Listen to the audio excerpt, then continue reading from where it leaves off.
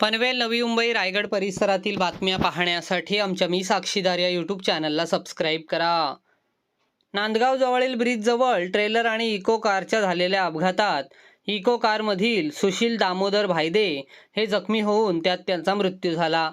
या अपघाताप्रकरणी ट्रेलरवरील चालकाविरोधात पनवेल शहर पोलीस ठाण्यात 4 ऑगस्ट रोजी गुन्हा दाखल करण्यात आला. मारुती इको कार क्रमांक MS06 BU 8941 वरील चालक शिवम शंकर ठाकूर राहणार वानदे मुरुड हे 4 ऑगस्ट रोजी पहाटे 4:30च्या सुमारास नांदगाव जवळील ब्रिजजवळ आले. यावेळी त्यांच्या गाडीच्या पुढे चालणाऱ्या ट्रेलरने भरधाव वेगाने ट्रेलर चालवला आणि अचानकपणे ब्रेक मारला.